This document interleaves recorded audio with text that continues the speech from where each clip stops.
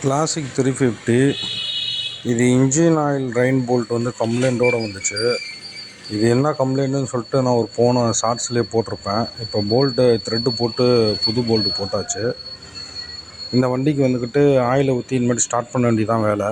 இந்த வண்டிக்கு நம்ம வாங்கியிருக்கிற ஆயில் வந்துக்கிட்டு மோட்டோவில் 1550 தான் வாங்கியிருக்கோம்.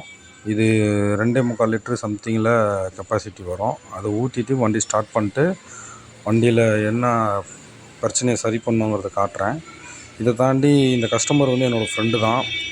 இவர் வந்துக்கிட்டு கோயம்புத்தூர், அதை விட்டால் பெரம்பலூர், இது 2 ராயல் என்ஃபீல்டு ஷோரூம்லேயும் தான் வண்டி வேலை பார்ப்பாப்புல. பெரம்பலூர் ஷோரூமில், அதை விட்டால் கோயம்புத்தூர் ஷோரூமில் தான் சர்வீஸ் அட்டன் பண்ணுவாப்புல. இது வரைக்கும் கம்பெனி ரெக்கார்டு தான் வாங்கியிருக்கு வண்டி.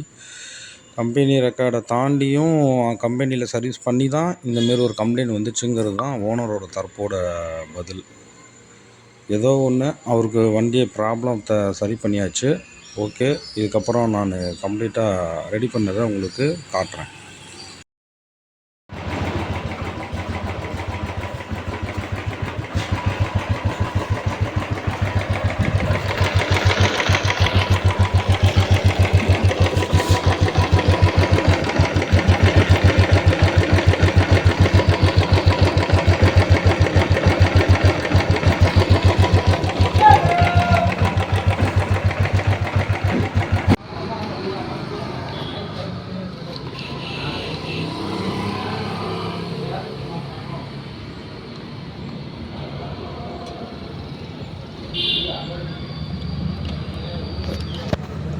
லீக்கேஜ் இங்கேயே இருந்துச்சு, அதையும் சரி பண்ணியாச்சு. அதில் லீக்கேஜ் இருந்ததையும் த்ரெட்டு போட்டு ஒரு போல்ட்டை ரெடி பண்ணி அதுவும் போட்டு வேலையை முடிச்சாச்சு.